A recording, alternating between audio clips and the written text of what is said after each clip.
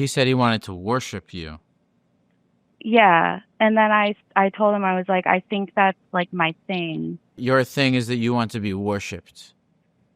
Yes. Hello. Hi, what is your name? Hi, this is Chelsea. Chelsea. What's up, Chelsea? How's your night going?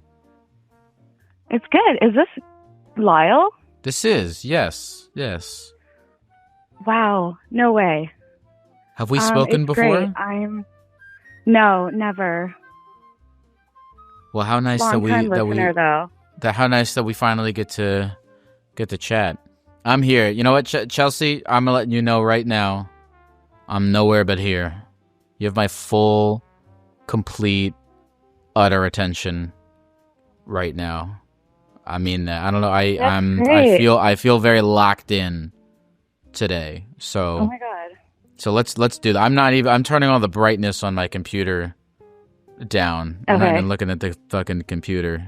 Me neither. I'm just on the phone. What's up, Chelsea? How you doing? I'm good. I'm hanging out with this cat that I'm fostering. I just got home from being out in the city. I also live in New York City. What were you doing out? What were you doing out? I was meeting up with a friend who we both like work near each other, but like don't meet up that often. And we were just like, why don't we do this? So we finally did it. And now we're planning like an Oktoberfest, outing on Partiful. So we were kind of like bonding over the fact that like we have all these friends that are like, let's hang out. And then we never do. So we're trying to take action on that. That's good. Yeah, it's always good to hang out with your friends, unless if your friends are serial killers. I'm gonna try to have a normal conversation. I don't know why I'm feeling the need to do that. Okay.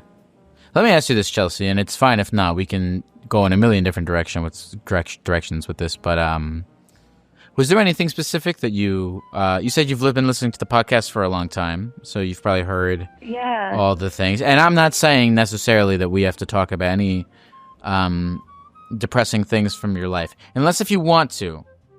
But I am saying that you've been listening to the podcast, you kind of understand what's up. So I'll ask you if is there anything in particular that you wanted to dive into while I'm motherfucking locked in to the phone right now? Well, there was something I thought of. So that one caller that was talking about they were like on their first date in the car. We found love in a parked car. I was just thinking about that today, if you would believe it. Okay, so I listened to that episode, and then I was listening to the Gecko episode where they followed up on that. Mm-hmm. Do you remember that? How I do. She was like, this is my message to everyone else out there. And like, I was going through it like with just like a weird non-relationship thing. And then that like really inspired me to, make an effort in like fully putting myself out there and what I really want. And I think I found it, and it's weird, like a plot twist happened. But yeah, I gained hope from that, and it worked out. Really? Well, it was that easy. I mean, it like not easy. Like it definitely took like a bunch of trials and errors, and like after an error, I would go like months or maybe even like years without trying anything. But then this time I was just like, okay, I'm just going to be honest and be like, I'm a very emotional, romantic person, and like I don't want to date people that are super nonchalant about stuff and pretending like we don't like each other. And then I was like, I guess I got lucky, or I mean, who knows? Maybe this person is also crazy. You never know. But it's crazy how when you feel secure in something that you're not like constantly spiraling and like feeling anxious all the time, because I definitely have anxiety over things. So it's nice to feel calm. So since you've found this secure relationship, you've been feeling more calm. Yeah, and I was telling my sister, like, she lives in California, and I was like, yeah, I don't really call you as much because normally I'm like spiraling out over something, but now I'm just, I feel great. So yeah. I feel bad. How long have you been with this guy for? I mean, it's only been a month, but okay. It's been a very promising and consistent month. Like, yeah. This is one of the. Can I ask how old you are? I'm 32. Okay, you just met this guy a month ago. Yeah. And this is the would you say this is the calmest you've felt in a while? Yeah, I was even telling him, I was like, I'm normally like really nervous around like guys or people that I'm meeting up with, and like I'm strangely calm. Do you feel calm in general? Yeah, which is kind of crazy because I definitely am like I have anxiety. I'm being treated for it. But yeah, it's nice. It's very refreshing, I think. Yeah. Yeah. This is really funny because there's competing narratives that exist in the world, each of them possessing their own validities. I promise I'm going to say something. There's competing narratives in the world, each of them possessing their own validities. One narrative says that all you have to do to become happy is to get what you want.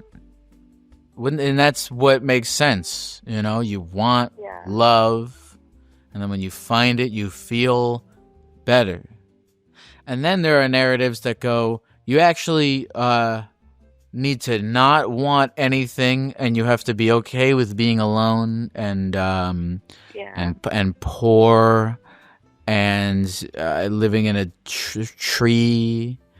And the answer, as I understand it, lies somewhere between those two places, right? Because it's a weird bullshit narrative. I think it's a bullshit narrative that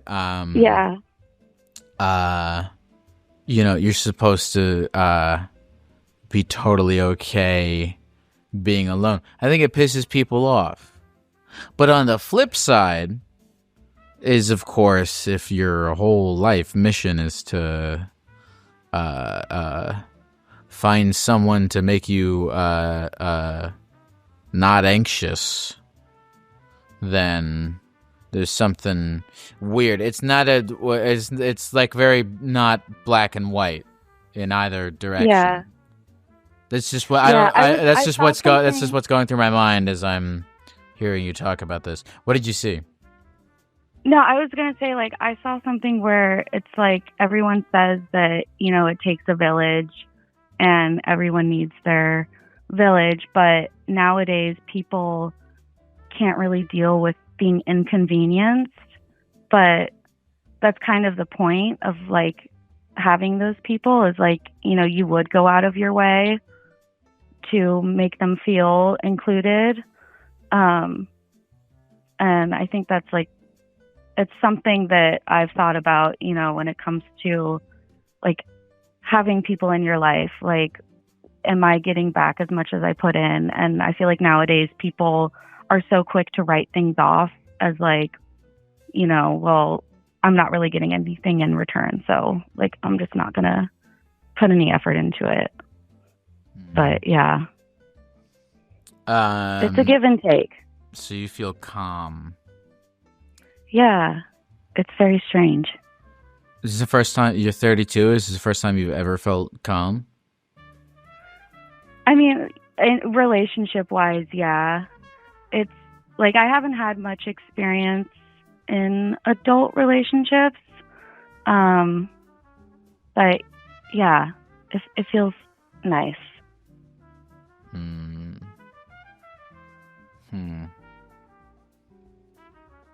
Well, that's good. I used to. Go ahead. I was gonna say that I got into your podcast because I used to go on long walks and just like listen to your podcast whenever I would be like crashing out over something, and it really helps to, you know, just listen to other people's stories and perspectives. And I would recommend it to my friends whenever they're going through something. I would be like, I go on these things called emo walks, and I would just put on my headphones and walk around the city and listen to a podcast. That way I'm not like thinking about my own situation. I'm happy to be an accompaniment of your emo walk. I truly am. I'm honored to hear that.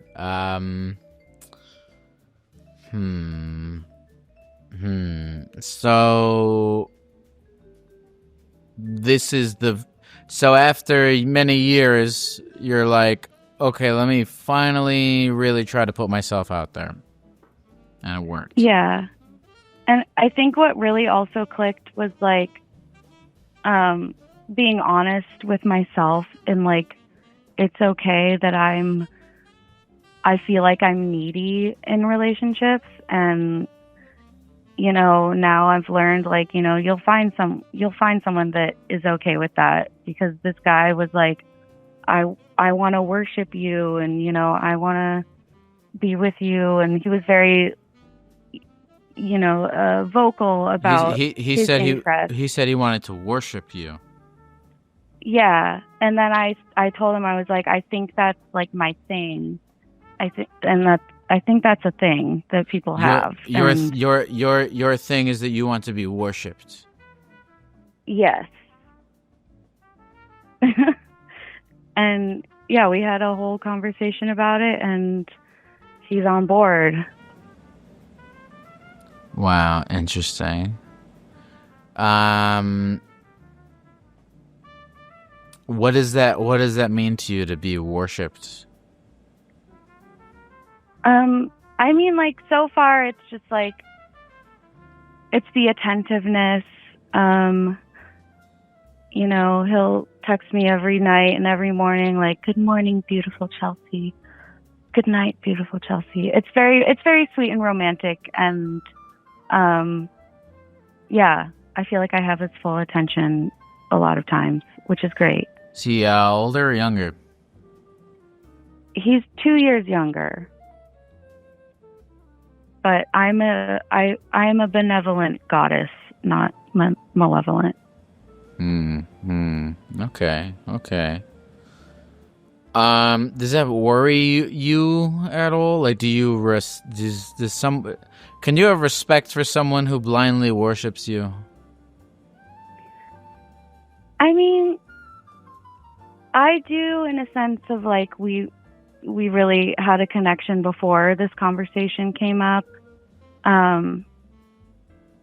And, you know, we were both like, is it love bombing if we're both on board with it and into it?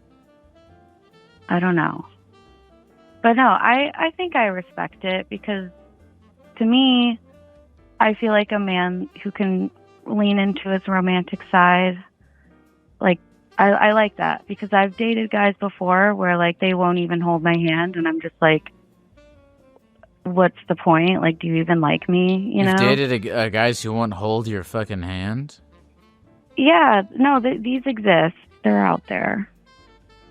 And that's crazy. Yeah, so I don't know, like growing up I would be like, ew, PDA, but now that I'm in a relationship, I'm like, no, I like PDA. Like to a reasonable extent. But I feel like it's just been a process of like being honest with myself and like, no, I like feeling this way, or I like these things, and it's okay. How did you? Like, it's not embarrassing. How did you meet this gentleman? I met him on Hinge. I had the app for like, I've downloaded it and deleted it many a times. And this time I re-downloaded it, and I was about like a week in, and he seemed nice. That's really nice. It sounds, this sounds good. This sounds like a good thing. Maybe, probably. It's probably a good thing. Yeah. Yeah. I mean, it I'm gives like you... hopefully optimistic. Yeah. I mean, cautiously optimistic. Good things happening in your life is good. Yeah. Yes. Right? Right? Right? I don't know where I came. I'm sorry. I feel like this is connected to what you're saying, at least in my brain it is. But I think somewhere along the line fell into some stoic ideation that, you know, you should enjoy life however it is. But and then there's truth to that, but also falsehood to it. I think. Yeah. I mean, be careful, I guess. I don't know. Yeah. No, I'm definitely like, it's 1 month. I feel like I've had enough experiences dabbling in relationships, and like I'm seeing green flags. Good. Chelsea. Yeah. There's a whole neighborhood in New York called Chelsea. I know. I work in that neighborhood. I have to really like close my ears all the time. Chelsea in Chelsea. Yeah. Well, what now, Chelsea? Yeah, before we go, what now? What now? What now, Chelsea? I think we just have to be honest with ourselves in what we want, and at the same time, you know, be cautious, but don't stop yourself from putting yourself out there. You know, YOLO. Is there anything else that you want to say to the people of the computer before we go, Chelsea? Yes, I've thought about this. Get a bidet if you don't have one. Yeah, we need a bidet sponsor. I'm dying to get a bidet, man. I hate my asshole is always life-changing, covered in diarrhea. I'm trying to get a bidet. Yeah, it'll change your life. It's a great feeling. Thank you, Chelsea. You have a good rest of the night. Bye. Thank you. Hello? What's up, man? Hey, what's up? What's your name? Not much, man. I just wanted to see, I feel like no one ever asked how you're doing. How are you doing, buddy? How am I doing? Yes, sir. My honest answer is that I don't really want to talk about how I'm doing, to be honest, but I want to talk about how you're doing. You texted me, can I tell, you texted me and you said, Chelsea was kind of crazy, a lot of red flags in her and that relationship. And, yeah, I don't know if I necessarily agree, but I would love to have the conversation as to why you believe that. I just feel like a month in and wanting to be worshipped is kind of something I wouldn't necessarily think is the most healthy thing. Being in a situation that I have been in before where, you get a little bit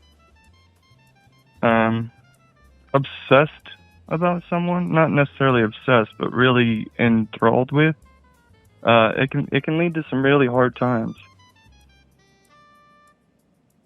Okay, it sounds like you're speaking from some form of personal experience. Do you care to share?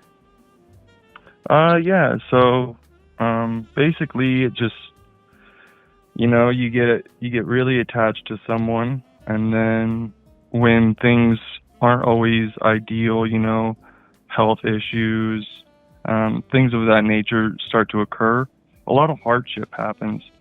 And when someone grows accustomed to being quote unquote worshipped, it tends to lead to a lot of troubled times when you can't do that for them when you need to try and focus on yourself, if that makes any sense.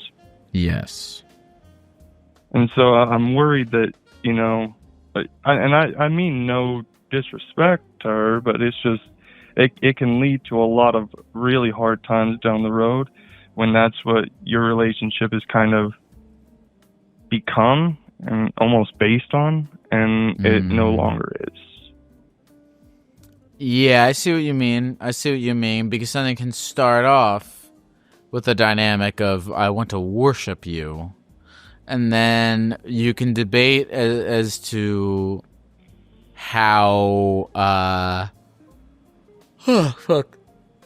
You can debate as to how sustainable that dynamic is. Yes, I agree. Exactly. I agree. Exactly.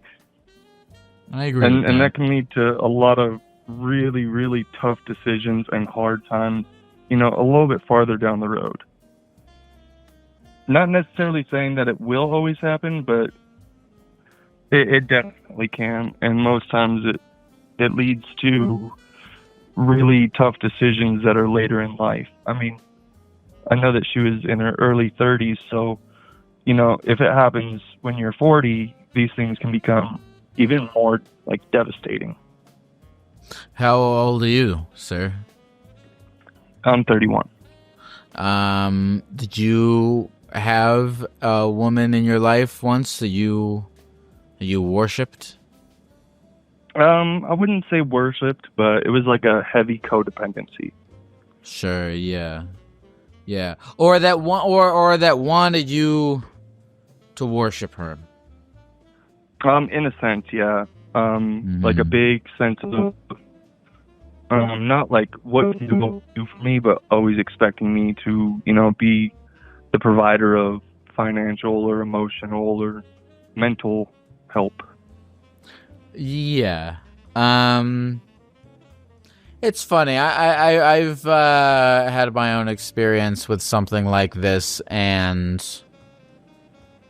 it was hard to gauge because I actually enjoyed it. I'd lie if I said I didn't enjoy it, because I liked the idea of providing, and I liked it. It made me super happy to do things for this person and to exactly, that feeling of being needed is always, it's fulfilling. It's the best. Yeah, it's the best. I mean, yeah, I was thinking today there was this. I went to pick up a shirt for this lady late at night, and she was like, "You're my hero," and I was like, "Oh, that's the best feeling in the world," Exactly.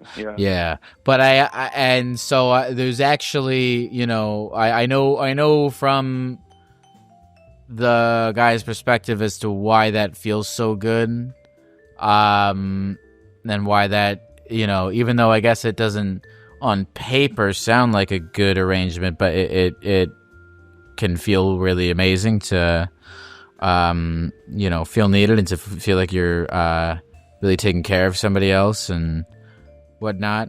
But I also, again, from that perspective, understand why that can be unsustainable over a long period of time. Yes. Yeah, I don't think that's a... Yeah, people change and feelings change and situations change. And I can see why Yeah, why it's not. I think it can be an element of a relationship, Yes, but if it's the basis of it, it can lead to resentments and all these other things. But it's enticing, and it's enticing on both sides. It's enticing for the woman who is, you know, getting that kind of treatment. It's enticing for the man who is enthralled by his opportunity to provide that kind of treatment. You know, yes, some people make it. Some people fucking make it work. Some people really are just like. Everyone has different modus operandis. I think I'm saying. Am I saying that? Oh, hold on. I'm gonna completely interrupt this conversation. Is it modus operandi? Okay, all right, I got it right. And some people have different MOs, and for someone, their MO might be, I want to fucking, like, that's their thing, like that's their addiction. Like it's actually kind of funny and works, and honestly is probably the basis of like inherent human biology. That it's like there are a lot of women out there who are like, I want to be taken care of. I want to be a princess. I want to be worshipped. That's like the thing that I want. And there are guys out there, and then for every one of those women, there's a guy out there who's like, I want to just give all of my money to someone. Just have all of my money. Have all of my money and look at me sometimes, and that will make me so happy. And I place no moral value judgment on either of those MOs. Exactly. But yeah, they coexist. Yeah, and I'm sure there's fucking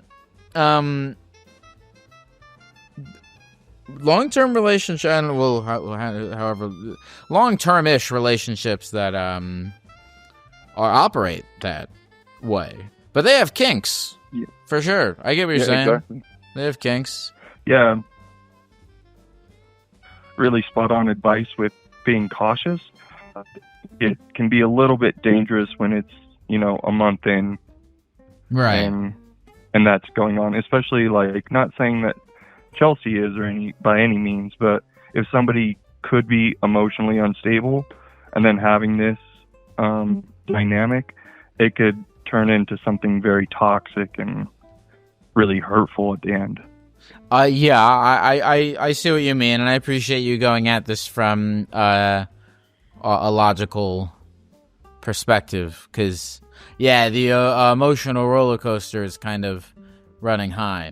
But for Chelsea, as someone, and I don't know if I dove too deep into it with her, but as somebody who, you know, I get it. If she's been so anxious for so long, to be like, I mean, at 32, to fucking just be like, why do I, to find something that kind of works, and for like a month, you have a thing where you're like, oh my God, I didn't know it was physically possible to feel peaceful. It's a crazy moment and I get it, if you're a person who's been like in an anxious spiral for their entire life. 32 years is a long time to fight. It's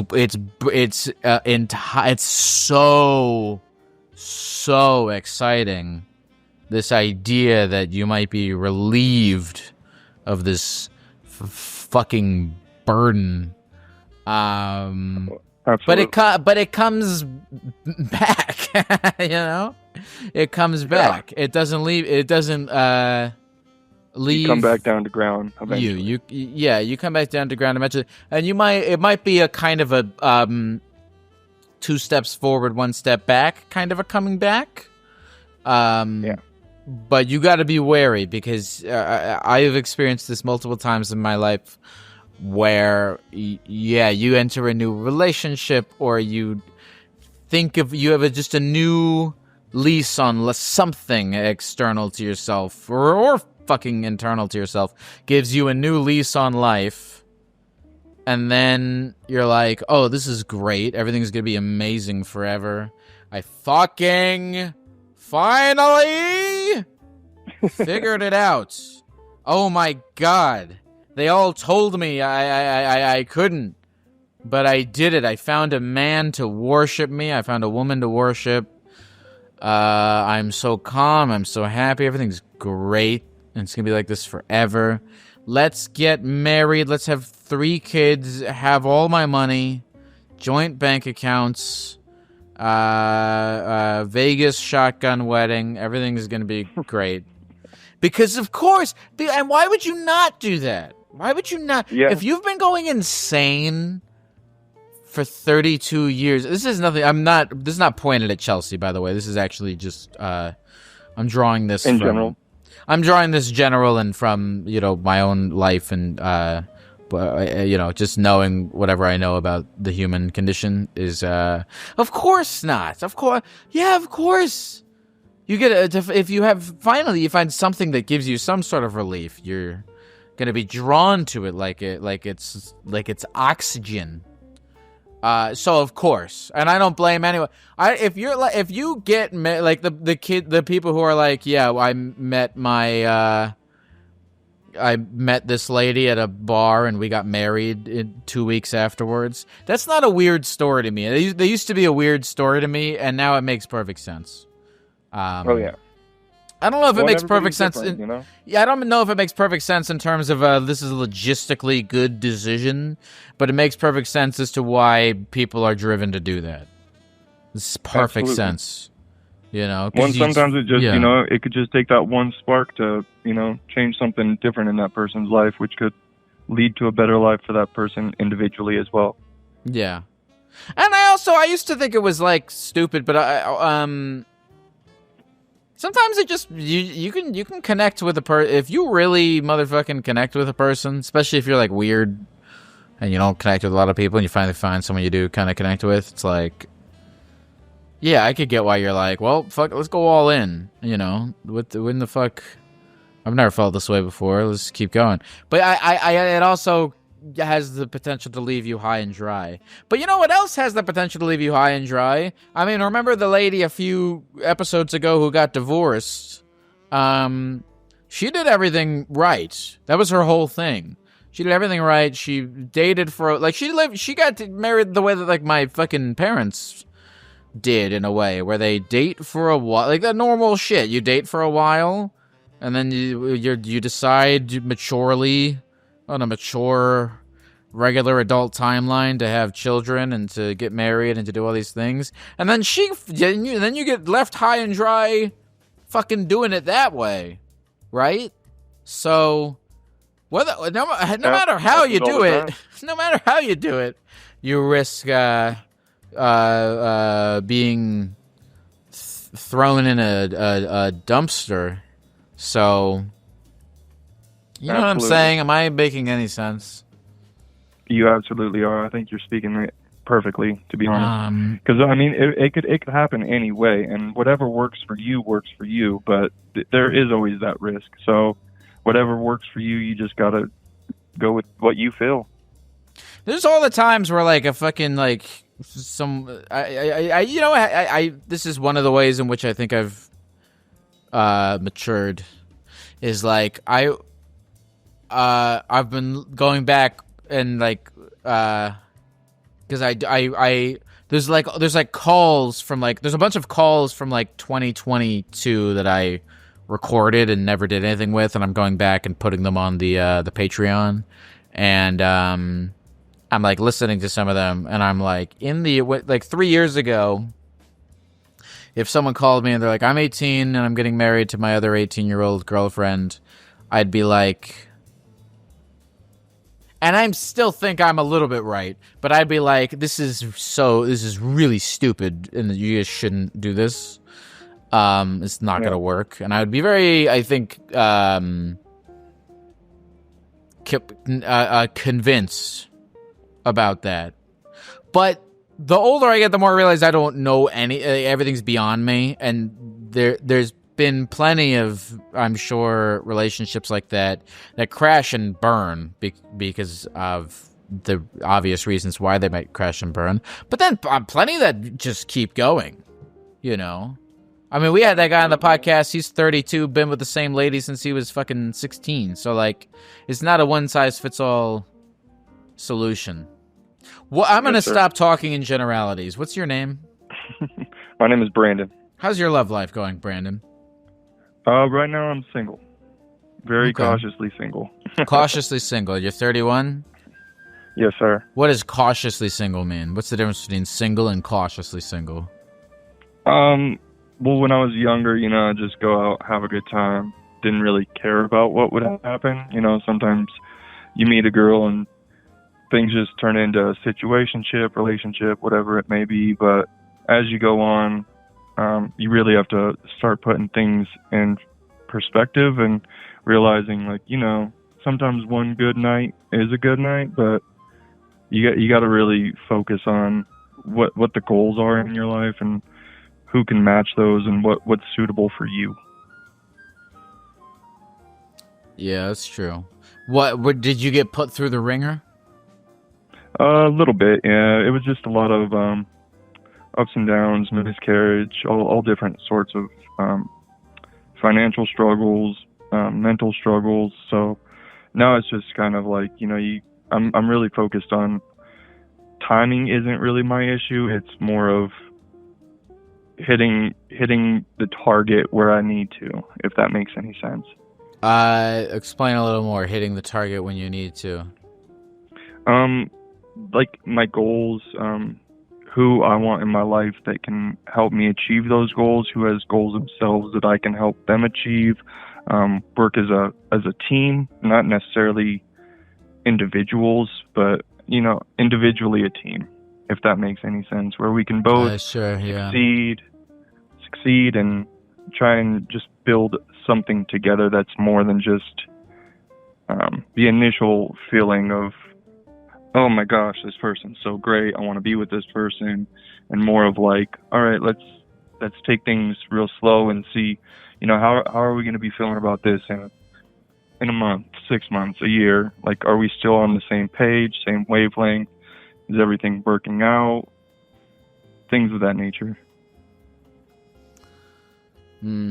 I still believe I think I'm holding out hope where I'm like, I'm gonna find someone and it's just gonna be easy. You know what I mean?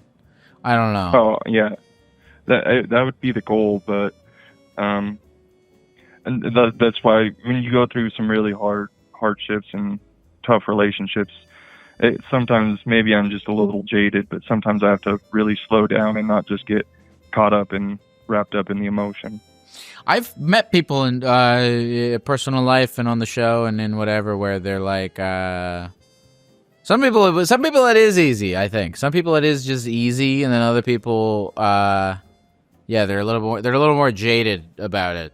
You know, a lot of that shit I feel like depends on the luck of the draw of your own personal experiences and whatever hand you got dealt as who you are. Exactly. But I appreciate this sentiment. I appreciate your counterpoints. And it's nothing against Chelsea. Like I don't think it wish is her the best. No, I wish things work out for her, and even if they don't, I mean, there's always time. There's 8 billion people on the earth. There's plenty of time and people. So you just gotta find what's good for you. You know, I don't like the whole "there's 8 billion people on Earth" thing because I mean, some of them are children, so that if you know, hopefully that takes them out. Hopefully they're not on the. That's definitely not thoughts. What I meant by that. So there's that, and then several other billion of them only speak Chinese, which is fine. Which is fine if you speak Chinese, but it's probably difficult if you don't. So. And then another few billion of them only speak Spanish,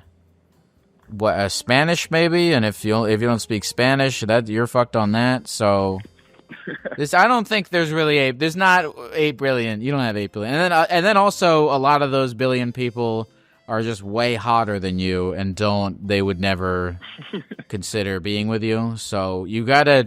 So I'm gonna say there's probably, and then also a lot of. Hold on, I'm not done. And then also, a lot of them live in places that some of those 8 billion people live in Macedonia. So I think the saying should really be that. Also, a lot of them are men or women, which I don't know if you're gay or straight or whatever, but if you're not, that wipes out 4 billion people. So I think the more realistic way of saying that is there's probably at least 4 or 5 other people who are willing to go on a date with you in the next 2 years. Maybe more than that if you're, if you get ripped. Yeah, there's definitely variables. I agree with you on that. Yeah, but what's your name again? Brandon. I appreciate you, Brandon. Is there anything else you want to say to the people at the computer before we go? No, sir. Just I hope you all get the help that you need from Therapy Gecko, and I hope Therapy Gecko is doing good himself. I'm trying my best, man. I appreciate you asking. I'll see you around the universe. All right, bye. That was Brandon. 8 billion people on the earth. I don't know. There's probably more than that now. But again, it's like how many... I think there's websites that you can go to where you can put in like what you're looking for in a partner, and it narrows it down. It's so much less than 8 billion. Anyway, I just, I'm saying all this stuff to, make all you guys feel more optimistic. Do. Hi, Lyle. Yes, hi. To whom am I speaking? Hi, this is Angie. Angie, what's up, Angie? How's life going? Yes. Life is fabulous. I am currently in New York City with a few coworkers, working at music festival this weekend, and just kind of trying not to let my social anxiety get in the way of a great opportunity, because I'm kind of like sitting at tables with directors and,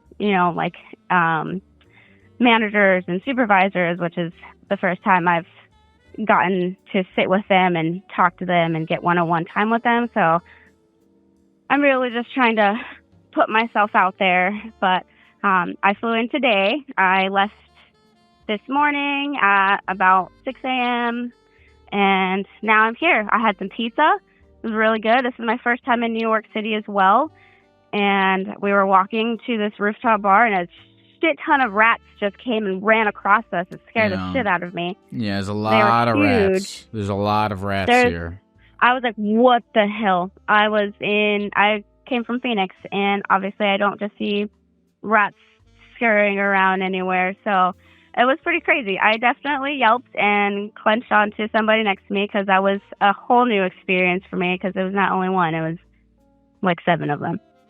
So what's this music festival happening this weekend? So it's John Summit's music festival. It's called Experts Only. It's going to be at Randall's Island. I have yet to look at the site yet. I'm going to go there tomorrow morning and get everything set up and kind of get my areas set up as well and view the site and stuff. So that's pretty exciting. I do festivals in Phoenix, Arizona, and they're doing this event as well in New York. So they asked me to join, and it's my first time traveling with work for this. So I was ecstatic. I was so super excited, super happy. I'm trying to make my way in the industry and kind of dabbling in different areas and things to figure out what exactly I want to do and network. But I know the industry is a lot of networking and talking to people, but that's not my forte. I really have to just just say something, talk about something, bring something up, or instead of just wasting, an opportunity that I have with the side ops directors and the directors of the festival and marketing directors, so I can, so they at least know who I am, but I just have, I guess, social anxiety anyway. So I think I was really just overthinking this trip the entire time up until I was leaving with it. But now I'm here and I'm really just trying to, make conversation. And I kind of like go back to you when you do like your email Gex, and you're like, all right, I'm just going to sit here and challenge myself to just continuously like talk for the next 60 minutes or whatever you do on your emails. So I've been doing my best and just, trying to stay out of my head of trying to be like overthinking everything. Like, oh, did I say something stupid? Did I not say something correctly? Or because I always overthink it and I come back to it fucking at 2:00 in the morning. I'm like, God damn it, I didn't say X, Y, and Z, or I should have said X, Y, and Z, and it didn't happen the way I thought it should happen. So just trying to put myself out there. And, I've been with the company for 3 years, and I feel really honored and really blessed that my manager thought about me and decided to send me here. And now I'm here. So just we're at this rooftop bar, which is really cool. We walk through a semi-sketchy neighborhood, but I think that's a part of it. And now we're at this cool rooftop bar. You're at the rooftop bar right now. I came downstairs. I was upstairs. Okay. Yeah. I will make our conversation brief so that you may continue to network. I'll say this. Good on you, because a lot of people they just won't even fucking try to overcome their anxiety and doing things, but you're in a cool spot. I appreciate you because you're going after it anyway. Yeah. And also, by the way, you're totally gonna say stupid things that don't make sense. That's like an inherent thing. Right. And I do this. I lately I'm on a big kick of what if I said something that was stupid? Maybe I did. Maybe I'm insane. You know what? That's how I go into it now. That's what we do. If I was weird, insane. If I was I don't know why do I have to be perfect? Maybe I'm a little insane, and maybe that's fine if I'm not fucking perfect. So you try your best to throw yourself out there and communicate with other human beings, but it's never. I have those interactions all the time where I'm like, that was a little weird, but here's the. I'm gonna get existential for a second, and I know, but it applies to all of everything. Nobody. You don't really. Colloquially, not you specifically, but colloquially, you don't matter that much to people, which is good. Right. It's good. So nobody, even if the thing that you think people are like, oh, that was a little weird, they don't even care, Unless if you're being a dick. That's the only thing, is you can be kind of awkward.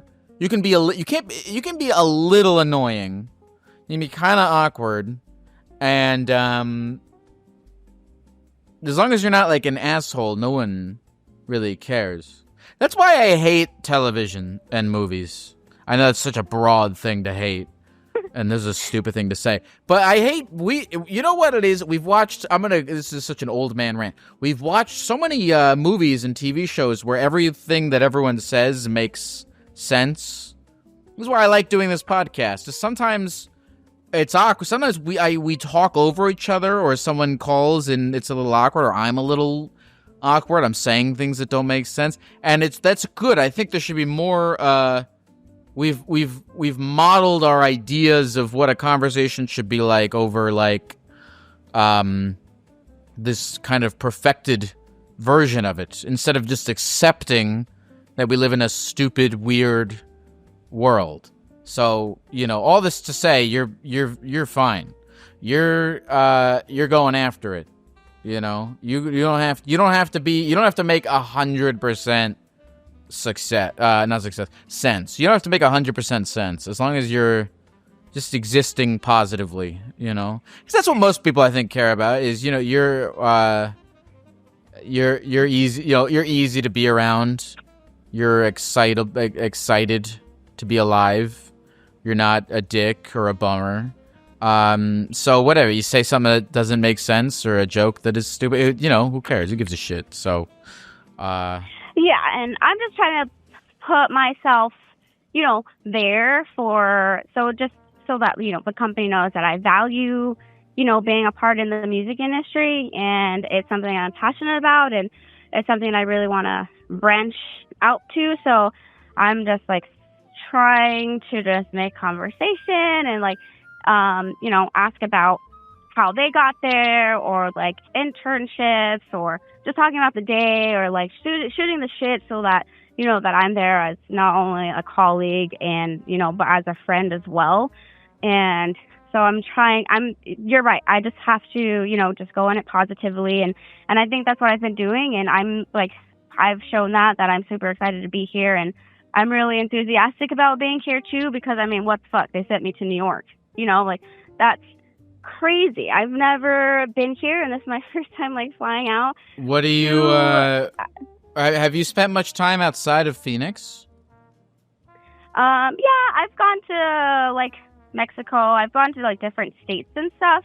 Cool. I think the biggest city I've been to is Chicago, but cool. I mean, I've never been to New York, so it's also a cool experience for me. And in my downtime, I'm hoping I can check out Central Park. So I'm going to do my first subway experience, which is going to be cool. I had some pizza walking down the street, saw some rats. Now I'm at a rooftop bar with my amazing, beautiful, lovely coworkers that I get to hang out for the week. It is really nice, and I'm really just. Go ahead. And I'm really just trying to remember that and be blessed for where I'm at, and not let my stupid fucking social anxiety or, my weird awkwardness that I think that I have doesn't get in the way. Because you said, it's not that deep, No. So people aren't going to perceive it that way. It's just myself that's perceiving it that way. And I think that's what I'm just working at. So the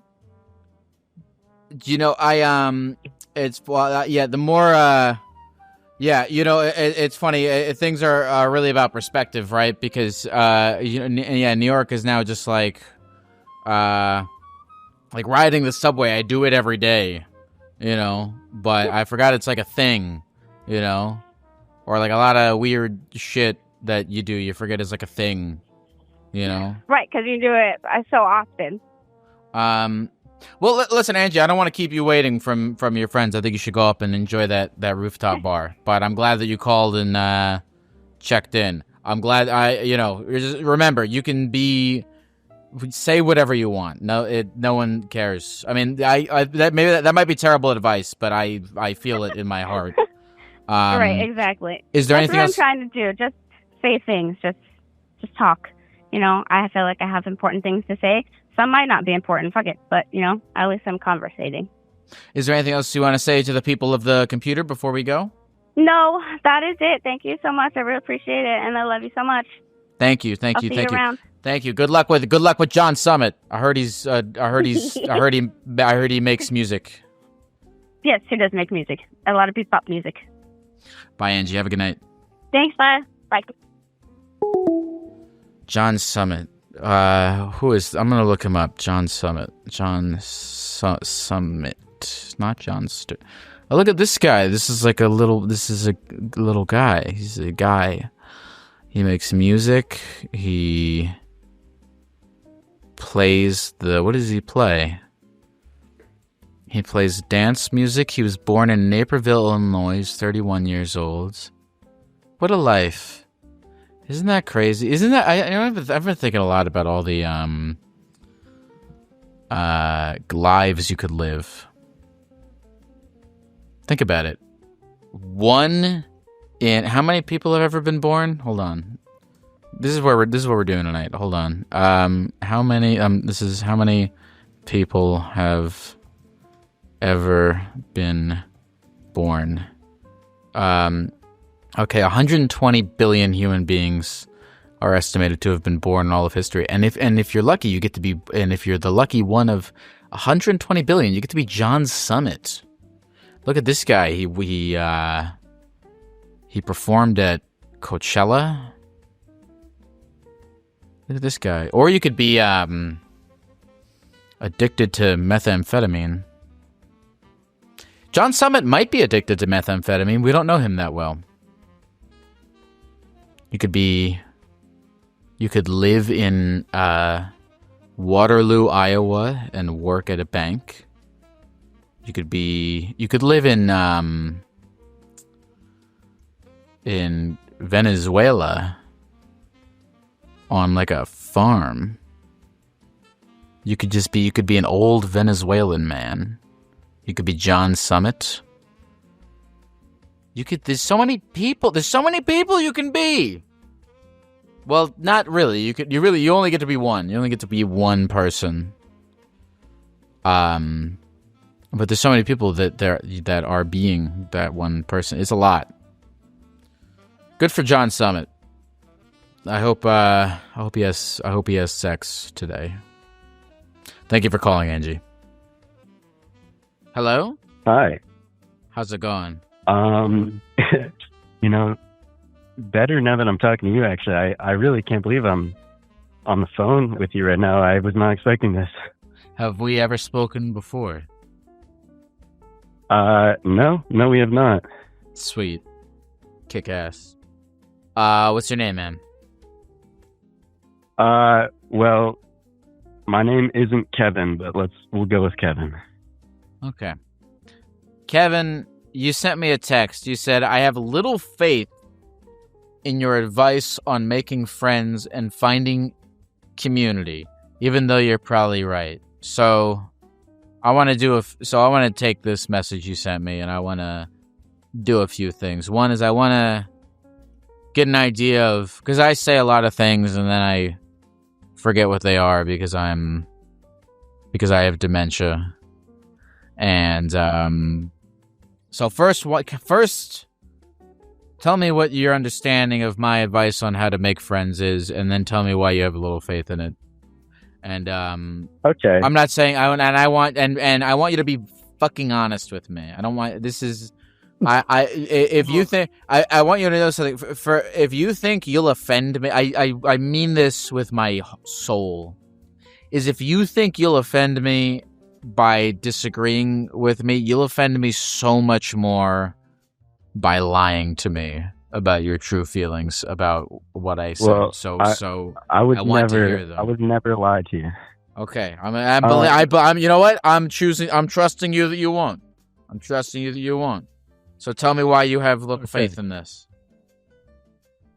Well, it might be hard for me to describe. It's more of just a gut feeling, but I guess I'll start with what my impression of your advice on the topic is, which is, it seems like I've heard you express this multiple times to different people, but you usually say something along the lines of, like, just going out there and, finding a group that is centered around, like, a hobby or interest you have and inserting yourself in it and continuously going to it, even if it's awkward and weird the first few times. And if there isn't a group like that, then creating it yourself. And, that sounds like it would probably work.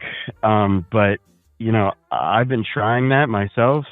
Granted, it hasn't been very long. But it just really feels like it's not going to go anywhere. And I just started university, and I really don't have any friends, or I do, but not where I'm living. And I feel very lonely very frequently. And, I've tried going to multiple clubs because, university is a great place to join these types of groups you're talking about. But I don't know. It's so hard to talk to people even when you're at these clubs, and I always just go home from them walking by myself as always, and just feeling like I didn't make any real connections. Okay. How old are you? 19? I'm 18. You're 18. Okay. All right, I have a lot of questions. Did you have friends when you were in high school? I did. I had very good friends. I'm still friends with them. Oh, great. Buddy, sorry, I have more questions. I have more questions for you before I have more questions for you. But, brother, it's September, as I'm recording this, it is September 18th. I know. Which means that you have been at school for less than a month, correct? Yes. No, I know. Okay. Let me tell you, I have more questions for you, but let me tell you something. I went to almost. How old am I? What year is it? Where do I live? September of 2016, I started going to college at Temple University in Philadelphia. I've probably talked about this a lot before, but I'll do it again. And God, I hated it. I hated those first. Hated that first year. I struggled a lot that first year. Feeling weird. Fucking, I didn't connect with any of these fucking people that I was trying to connect with. I tried to join a frat. I remember being at a frat party once and like trying to get a bartender's attention and just like standing there with a cup at this frat party, being like, just feeling horrible, just feeling like I didn't matter and I was, I'm in this thing that nobody gives a shit that I'm there, and I have no identity. And I walked home that night alone, very sad. And then I tried to meet people in my dorm, and I felt like I didn't give a fuck about any of those people, or that those people kind of had their groups figured out, and I didn't. And then I started playing Super Smash Brothers Melee, and I made a few friends there, but it didn't really pan out, and I hated it. I just wanted to drop out of college and like go, like be a filmmaker or some shit. I just didn't have any semblance of self. I felt sincerely unaligned. Yeah. And then I started doing, and I had been doing stand-up comedy when I was in high school, and I stopped doing it as much. But then I started doing it again, and I started hosting this comedy club in my basement. And then once I started doing that, sophomore year, second half of sophomore year. Yeah, sophomore year. So it was about a year. It took about a year. I mean, that changed everything. And then I started to really, really feel like I found a place where I belonged. So so I have more questions for you, but I just wanted to throw that out there. That was my college experience. It sucked. I hated it. It was miserable. Yeah. And it takes a while. It takes a long time. So where have you been going? What have you been doing? I play guitar. I found a music club that hosts weekly jam sessions. So I've been to that. There's like not 30, I don't know. There was like 10 other people playing guitar that showed up. So we're all like playing over each other, and it just doesn't sound good at all, which isn't really why I went. So I guess kind of irrelevant, but you know, obviously I spoke to a few people, and, you know, was cordial and stuff, but, you know, I don't know. I mean, you're right. How many times did you go? How many times did you go to this guitar jam session? If you say that was the only time you went, well, was that the only time? Was that the only time you went? I've been once. Yeah, I'm sorry. I've been once. Okay. No, you don't have to. No, it's not. No, it's not embarrassing. It's not embarrassing. It's just or maybe But it's a little I'm- embarrassing, but it's who gives a shit? Okay, keep going. I want to hear intend more to about keep your going. endeavors. Okay. Yeah, I intend to keep going to that. The other thing I've been to is a club, I guess, about telescopes. It's like astrophotography and visual astronomy club. So I went to one of those. It was just basically a guy with one big telescope and a bunch of people standing around and him just kind of talking about Saturn, and everyone took a turn looking, and yeah, I didn't speak to many people at that either. I just find it so hard to start conversations, or I don't know. But how often does the telescope man bring his telescope? Honestly, I don't know. Maybe once a week. Okay.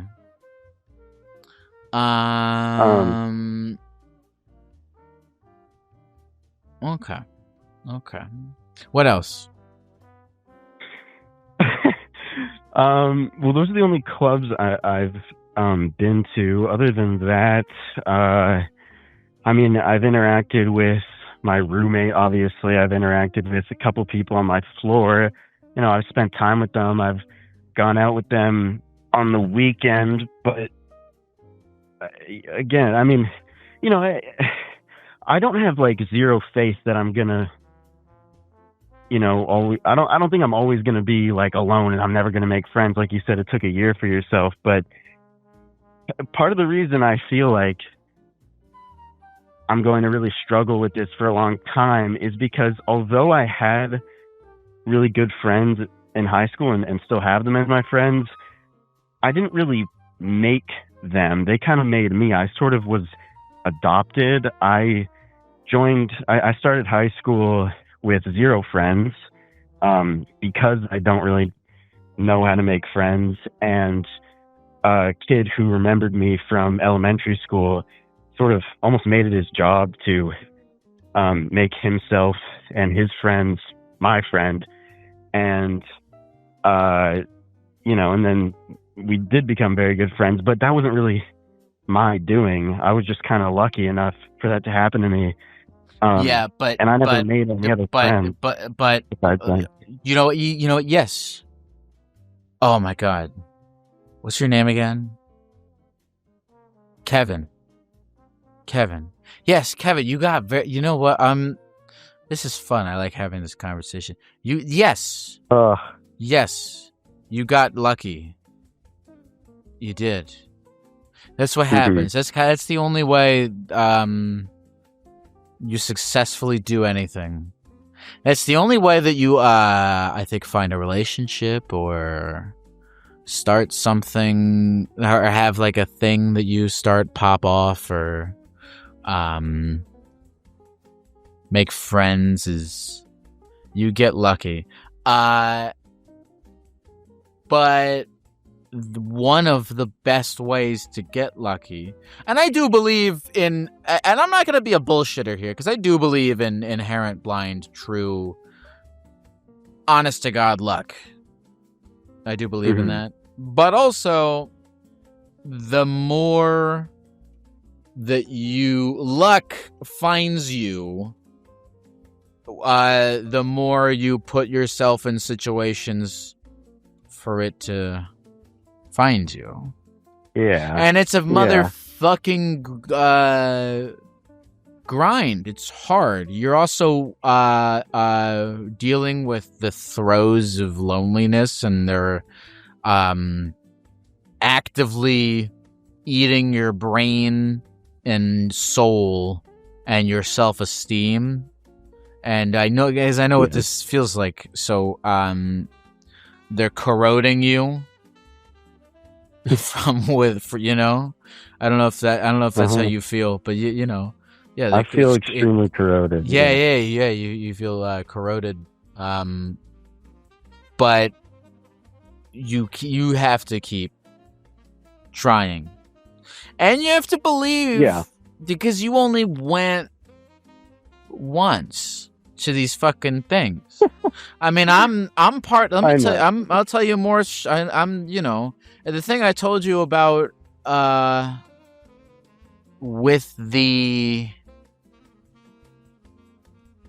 thing in my college is just one example. I have so many examples of that from my life. Now that I'm even thinking about it, I remember when I was 16, I was started doing stand up, and I went to like. I would go to these bars, and I felt so uncomfortable. I wouldn't talk to anyone because I was like 16. All these guys were like 20, whatever. And I just kept going. Eventually, you see the same people, and you know, I have a nice community now at this co-working space that I edit my videos at. It's nice. And I remember showing up. They were having this thing that they do where everyone like presents the stuff that they're working on. I remember the first time I showed up to that, and I showed up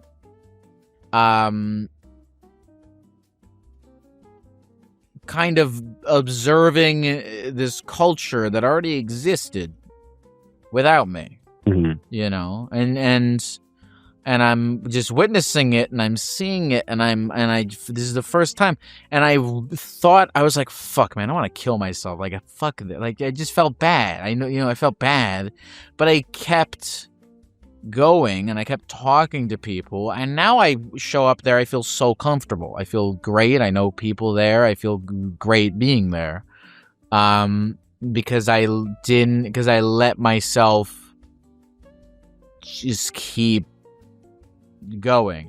And I even said this as part of my spiel on it, is that it's part of the process to be sitting there while you're observing this pre-existing culture that doesn't need you and doesn't care about you, and because you just showed up. And that's supposed to feel bad. It's supposed to feel bad and corrosive.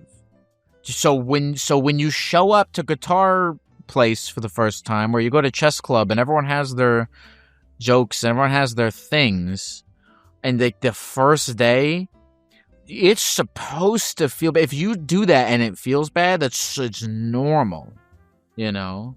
I don't know where people are getting this idea that you're supposed to everything's supposed to be amazing off the bat. Sometimes you fucking get lucky and everything's amazing off the bat. You know, I'm doing this video right now about the gathering of the Juggalos, and that's a place where a lot of people show up and they're welcomed off the bat, and they just feel. Sometimes that happens if you're lucky. You show up and you assimilate into the culture immediately, and the arms are wide open. And sometimes that happens. And you know how you get lucky into that happening is showing up to a bunch of different places. But if you don't find a place where the arms are open immediately, you still have to keep showing up.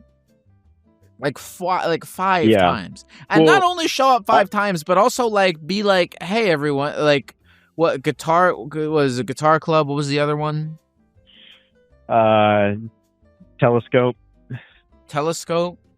You got also organize the things, because you're also not the only person that feels this way.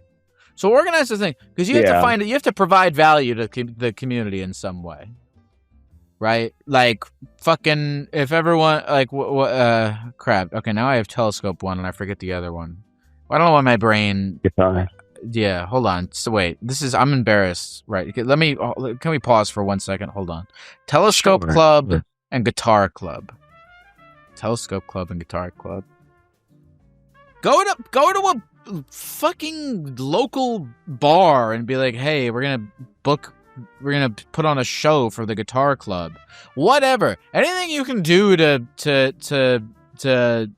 contribute, to be a part of the culture. You can't show up.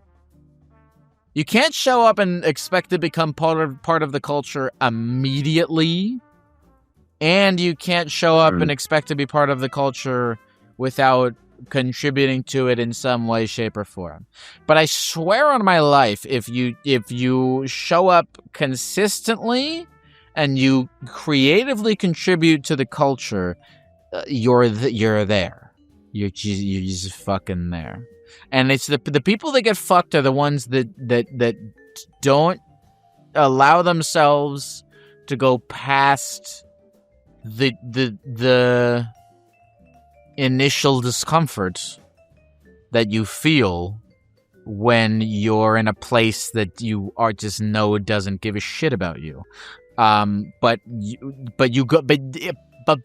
there's so much lies beyond that, and you feel corroded because you had high expectations and you wanted everything fucking immediately because that was for whatever reason the way that you felt things were supposed to go, and it didn't go that way.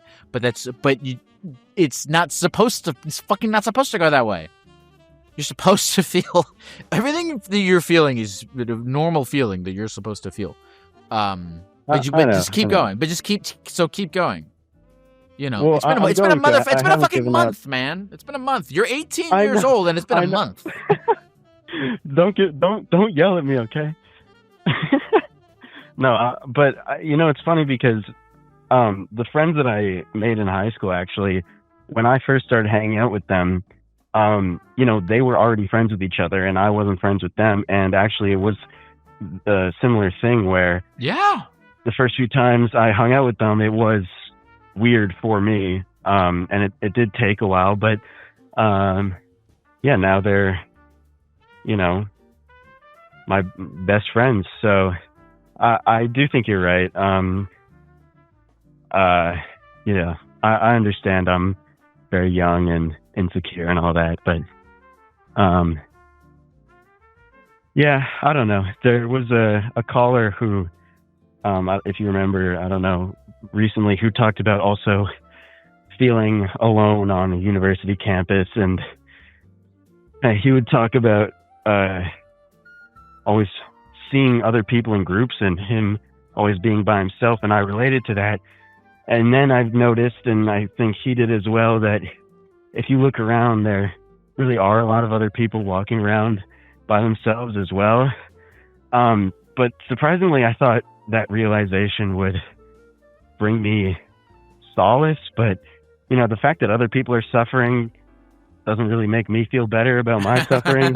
Yeah, it's I don't like that. I don't like that for I don't like looking at, here's what I don't like. I don't like looking at everyone's probably having fun.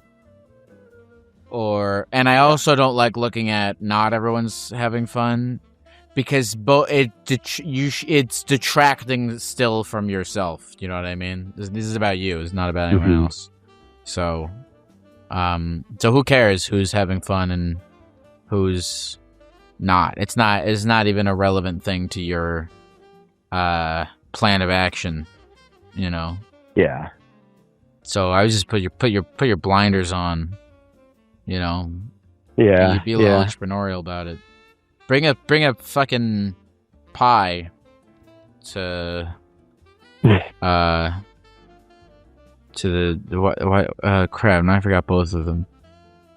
Guitar class and well, I do bake, so You bake? I do. You do so much shit, dude. You'll be fine. Just keep going. I know that's so. Shit. Why don't I know anything anymore? This all makes perfect sense to me, I think. I think I did a good job of this phone call.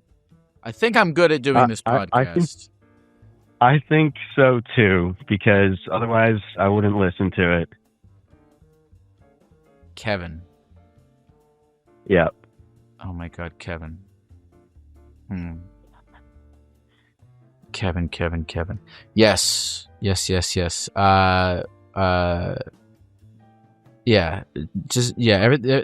is all part of the plan. Please call me in a year. I'm dead serious. I'm 100% serious. Call me. Email me in a year. Email me in a year when you're 19. If you email me I'll tell you what. If you email me in a year, and you're like, I went to 10 different events, and I went to each of them 6 times. I tried talking to a bunch of people there, and I did X, Y, and Z to contribute to the community, and I still feel horrible. Then I'll eat my own diarrhea. I really will. I will eat a cup of my own diarrhea. Well, you don't have to do that. No. You're not. This isn't. I'm not asking you for permission for this. Oh, I'm just telling you what I'm going to do. If you send me that message. Well, I guess I can't let that happen then, because I don't want to see you do that. Yeah. No, it's not about whether it's just it's not if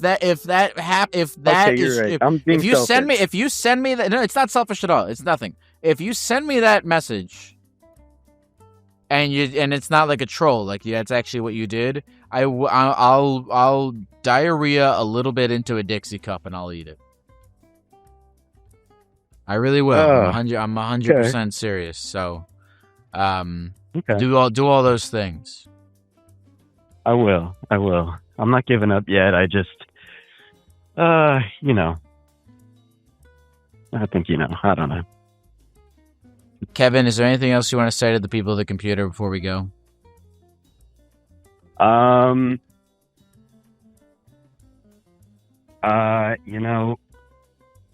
think the lower class needs to unite. Not to get political, but the left and right divide needs to change into the upper and lower divide. Kevin, this is like an entirely new conversation. But I call me back, and I'm dead serious. Call me back or send me an email, therapygeckomail@gmail.com in a year and tell me if this worked. Okay, I will. Okay. Good luck, Kevin. I'm rooting for you. Thank you. That means a lot. Have a good night, man. You too. I'll do it. I will eat a Dixie cup of diarrhea if he sends me. And I need a photo ID that it's Kevin or that it's not, because someone's gonna now just message me in a year being like that I'm Kevin. And I won't, but I'm not gonna know if I'll believe it. Friendship. Yeah, it's supposed to feel a little weird for the first bit, but you move past it, and you show up with something. You gotta show up with something. Provide something. Be a part of the thing. It's straightforward. It's kind of a, you know what it is? It's like it's like all things in life where the process is relatively straightforward, but it's just time consuming. It's like working out. It's like going to the gym and expecting to be ripped after like 2 days, which I do. Oh, man. Thanks for listening to this podcast. I'm Lyle. I'm a Gecko. Do I have anything else to say? Thanks for everyone. Thank you guys for all of the awesome comments that you left on the last episode, last Wednesday's episode with Steve. Steve's a fucking homie. We talked for a little bit over email. He said he got some emails. That was crazy. That was the best episode. That might be that. You know what? Contender for best episode of the podcast. I laughed. I cried. It was a good time. I appreciate this. I like this community of people listening to this show. I'm grateful for it. I'm honored by it. I feel less insane than I did about 2 hours ago. So this was good for me too. This was therapeutic. This was a good Thursday night spent in a dark room talking to strangers on my computer. I won't regret this when I'm old and decrepit. Okay, thank you all. Please show other people this podcast. Or like it, subscribe it, pee on it, and just rate 5 stars. I've been drinking so much Fresca. The podcast is over. Please, if you're... Please don't keep listening unless you want to hear me say random bullshit until I've realized that I've spoken too much. But this is not... officially consider this not part of the podcast. Even though it's going to go in. Officially consider this not... When you're evaluating the quality of this podcast, please officially consider this not part of the listening experience. Because I'm just going to spend I'm going to spend until I get bored talking about how much I love Fresca. It's so awesome. It's great. It's grapefruit soda water. Who owns... Is it Coca-Cola? It's Coca-Cola. Fucking shit, I didn't know that. I didn't know Coca-Cola owned Fresca. Yeah, it was bottled in Atlanta. What are the ingredients? Carbonated water, citric acid. This is not... You can leave. You can go. It's over. Don't... If I see a fucking iTunes review that says, like, he rambled about Fresca, then that's just a person who didn't listen to the instructions. It's all going in the podcast, but this is not officially anything. All right. Concentrated grapefruit juice, potassium citrate. You can move on to the next episode. Aspartame. Everyone's been talking about aspartame. I'm Googling this. Is aspartame actually that bad for you? Aspartame. Aspartame is a low-calorie artificial sweetener, which is 200 times sweeter than sugar? What the fuck? Okay, scientific evidence has continued to support the FDA's conclusion that aspartame is safe for the general population when made under good manufacturing practices and used under the improved conditions of use. Studies suggest a link between long-term aspartame consumption and increased abdominal fat. That's so fucking... That's fucking such bullshit. Why can't anything be easy? Aspartame, potassium, sorbate, acacia gum. I drink like 3 of these a day. I'll wake up in the middle of the night and I'm like... my body wants water and I give it Fresca. I love Fresca so much. There's no caffeine in it. It's a caffeine-free product. Fuck. What else? Anything else? Please stop listening to this. Please, the episode's over. Please stop listening. The episode's over. There's no more. There's no more. This is not part of the thing. Is there anything else? Do I have any secrets I want to share? No, I don't really want to. I'm putting out... What day is today? Is today Wednesday? Oh, yeah. Go on. Today's... I'm releasing this episode... Wait, no. I don't know when I'm releasing this episode. It's either going to be on a Sunday or a Wednesday, like all the episodes are released. You can stop. I'm done. There's no more content. It's just this. You can move on. There's nothing at the end of this. If I go onto my Spotify analytics and I don't see a strong drop-off around this part, I'll actually be upset that people are still listening to this. There should be There objectively should be a strong audience drop-off analytically about 5 minutes ago. There should be like a 90% drop-off. I'm going to look at the analytics, and if it's not, and if people are listening to this, I'm going to be pissed off. What's in this bottle of water besides water? What are the ingredients? So there's minerals. Okay, the ingredients: purified water. This is a Kirkland water bottle. Purified water, potassium bicarbonate, sodium bicarbonate, calcium citrate. Why not just fucking water? Why do you need all the other stuff? What are you guys gonna do tonight? What's everyone? What's everyone doing tonight? The podcast is over. There's no more podcast of this. What's everyone gonna do tonight? This is too long. I'm gonna go. Where else am I gonna go? What am I gonna do? All right. I'm gonna go. I gotta leave, or I could stay. I'm gonna go. Okay. Thanks for listening to the Therapy Gecko podcast.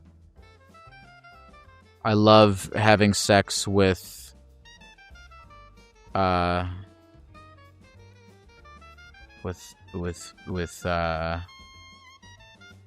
wicker baskets. My name is Lyle, and I am putting this on the internet. Okay, thank you. See you next time. Therapy Gecko's on the line, taking your phone calls every night. Therapy Gecko's doing it right, he's teaching you how to live your life, but he's not